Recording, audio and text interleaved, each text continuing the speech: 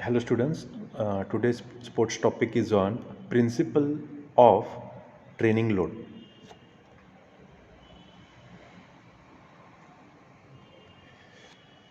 Now what is principle of training load? The load which is given regularly without any break during the training. The load given to a sportsman should be followed for a longer period of time which will make the body ready for maximum adaptation. This process is called training load.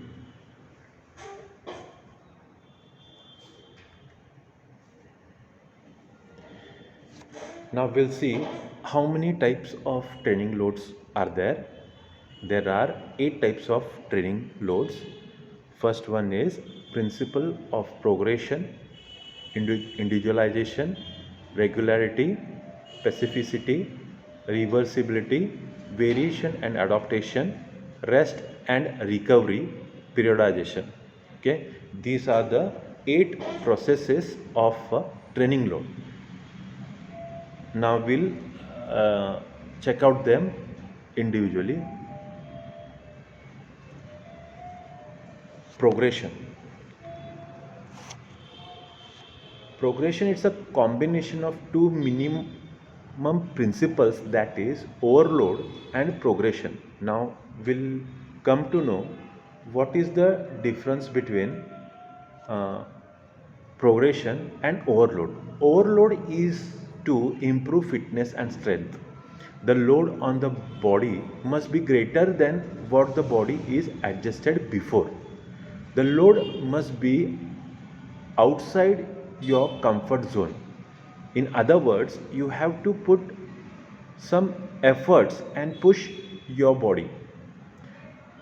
The body will respond to the load by physiologically adapting to it. Okay, these are the uh, points which will be telling you about the overload. The next one is progression. Progression is gradually increasing the load and the stress on the body.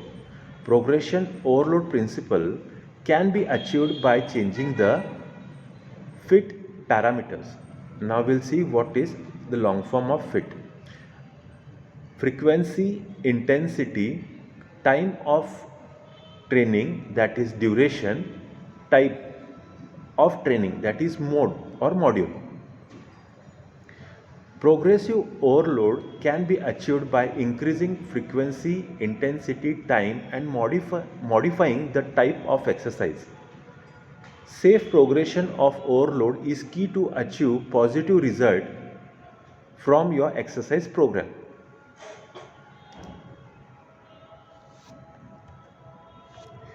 Individualization. Exercise should be very specific to every individual since every person is different. Progress should be designed by taking into account every person's unique characteristics such as physical abilities, potential, psychology, body type, age, gender, physical strength, athletic background, daily stress factors, health and nutrition factors, etc.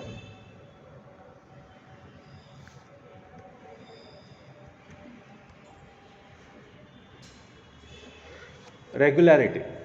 Exercise must be done at regular interval and be consistent.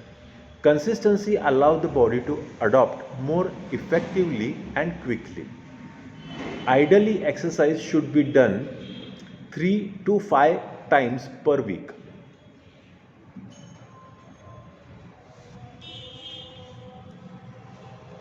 Specificity. Exercise should be designed based on your specific goal and needs. Also known as the SAID principle, the long form of SAID is specific adaptation to impose demands. Specific exercise elicits specific adaptations to create specific training effects.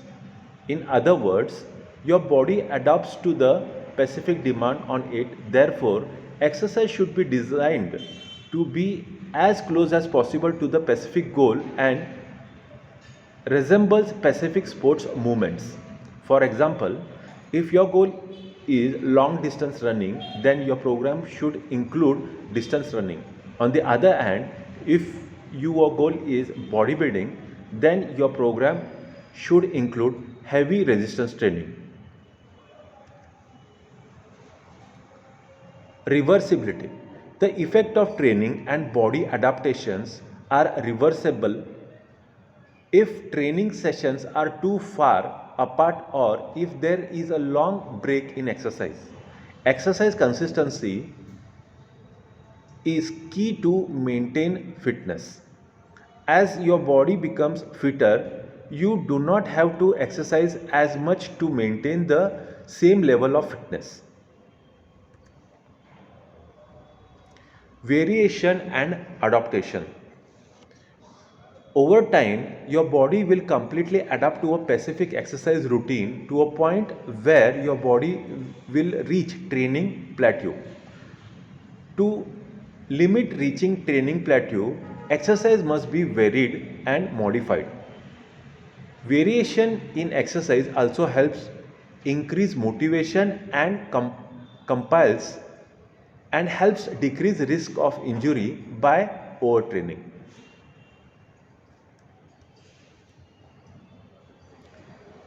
Rest and recovery. During exercise, physiological breakdown of tissue occurs and metabolic waste accumulates. The body repairs itself and removes waste when you rest, eat, and sleep.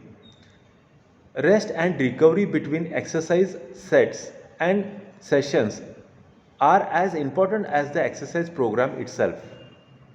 Not allowing your body to rest and recover properly will lead to decreased performance, injury, and fatigue. Optimum rest and recovery time is 24 to 48 hours post training. Rest and recovery can also be achieved by altering more strenuous training days with easier training days or alternating muscle group from day 1 to day 2. Periodization. The principle related to the long-term plan or goal of an individual. It refers to the changes or variation in the training plan that are implemented over the course of a specific period of time, such as a year. It is the systematic planning of specific training goal or a specific sports. The aim is to achieve optimal improvement in athletic performance at the right time with minimizing injury and burnout. Periodization bring periodization break training into days, week and month. In some sports, periodization categorize training into pre-session, in-session and sports session. I hope you like this sports topic which is on training load. Now whenever the loads means as you understand what is adaptation and what is load and why it is necessary for your body and what is the importance of it to achieve your goal. Okay, these are the 8 types which will be explaining you what kind of training is essential for you during various types of training programs, like as I've explained in periodization, like in pre-session, which type of training load is essential. That will be decided, training load will be decided by your coach, P teacher or your coach or your fitness trainer also. He can design the training load for you, and this will such training loads is essential whenever you had been told to increase your weight, means the resistance weight or not your body weight, it's I'm speaking about the bar weight or the cardiac intensity or the aerobic intensity or the circuit training intensity. Such intensity which increases or test your body limits, it is called as load. Earlier I have not explained you, I have just wanted to stick to the point, because the points were in the similar manner and it was very easy to understand. For that sake I couldn't go to explain on every slide. For that, um, training load means increasing your body limitations. Means if you are running for an hour, then on some day you will be trying to go for 1 hour 15 minutes. Like it will be set as a progression load, 1 hour 15 minutes. Then after a few days you will be targeting for one, 1 hour and 1 hour and a half, like that way. Okay, that is called as progression training, which is a very systematic way of using the load for any kind of sports. Okay, thank you. Stay fit and healthy.